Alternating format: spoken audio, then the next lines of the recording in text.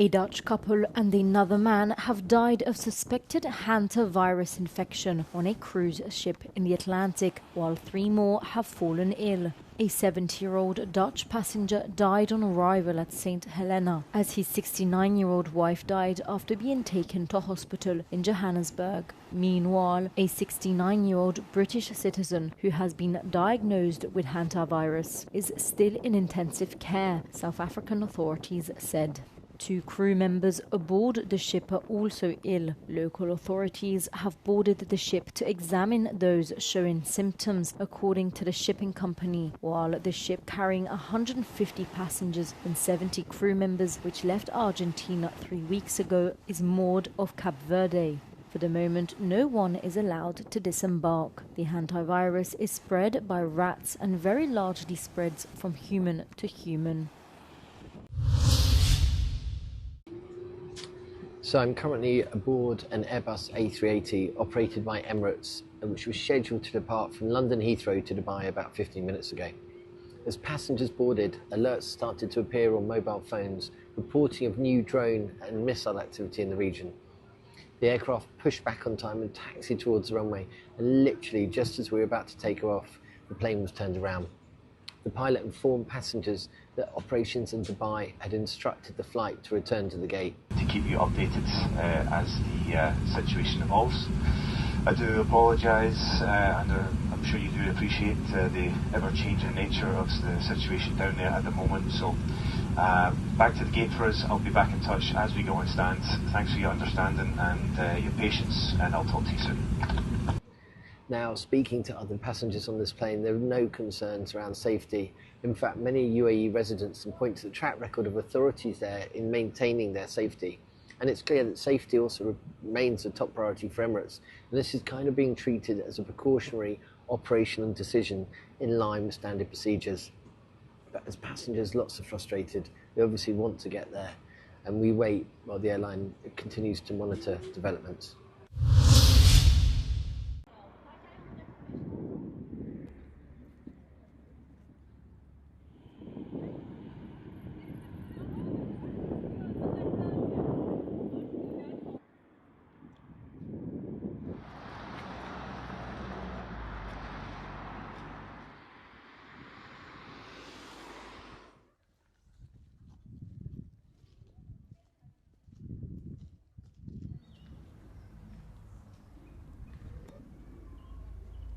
Einerseits beklagen sich wirklich viele über die Sauberkeit, also die sind eher erschrocken über die Verschmutzung.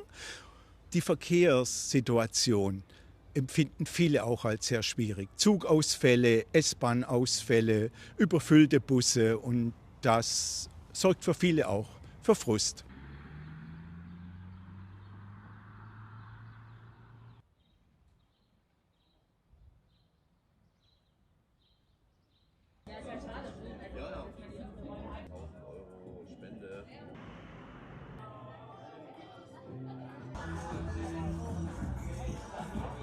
Das Problem, wenn ein Hotel da gebaut wird, die Leute wollen auch schlafen, und wenn diese Fenster in Richtung zum Club gehen, dann ist eben die Gefahr da, dass da Lärmanzeigen kommen und dass über kurz oder lang der Club schließen muss.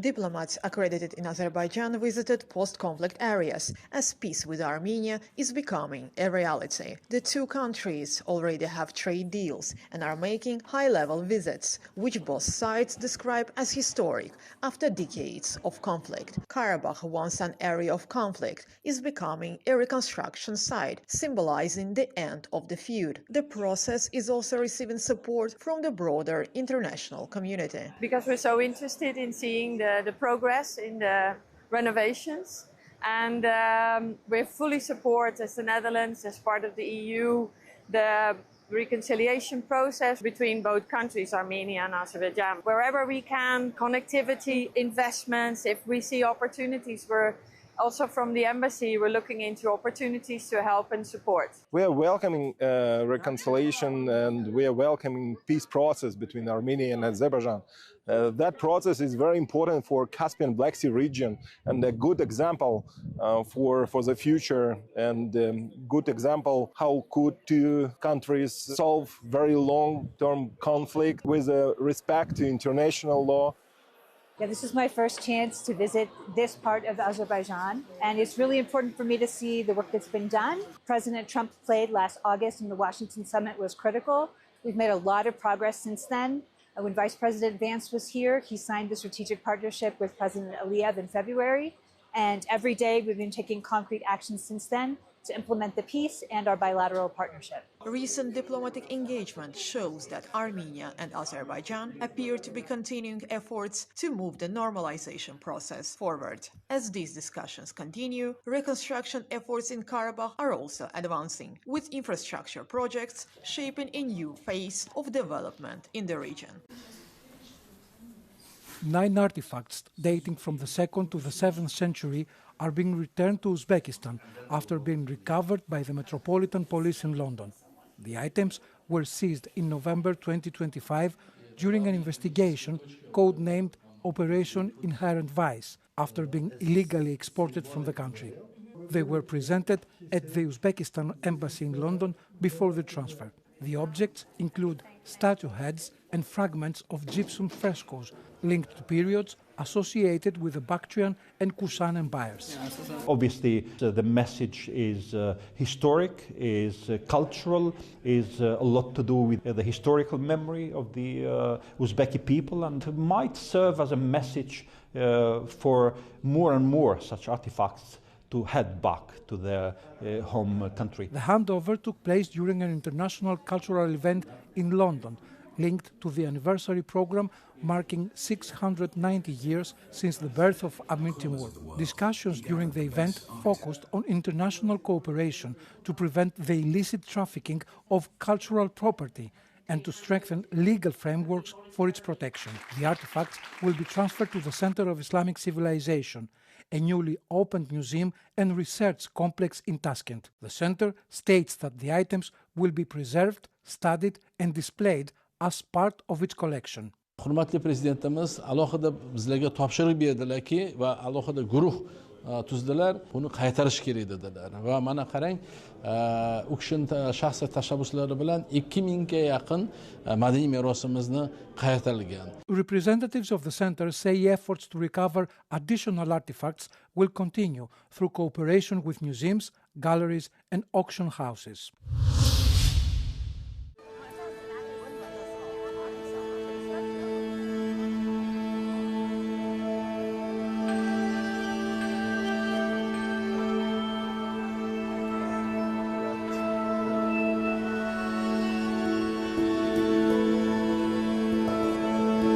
لما اجيت اطلع من مكاني اضطريت اخذ الشغلات المهمه بس، ما يعني سبت لوحاتي ورايا، كثير لوحات الي، اكثر من 30 لوحه سبتهم ورايا وكلهم راحوا، للاسف كلهم راحوا مع القصف والدمار، وتقريبا هذه يعني بعد انقطاع دام 2 سنين اضطريت ارسمها يعني عشان اعبر عن اللي جواتي.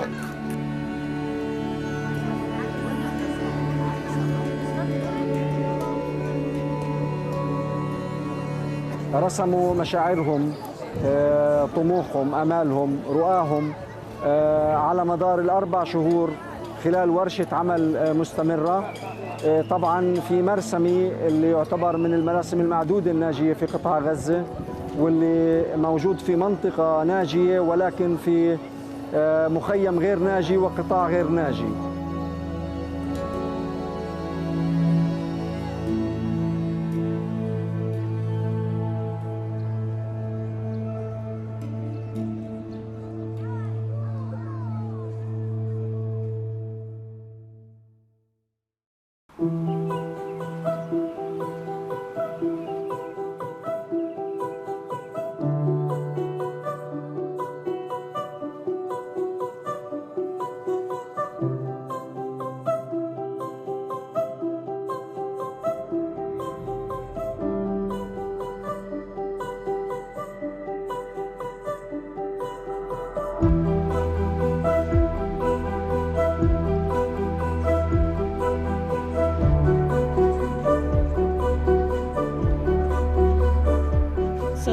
footsteps, they symbolize both our relation to our past and the steps we take towards the future. They also symbolize the trace we leave. So we leave a trace, but we also create a new future in a footstep.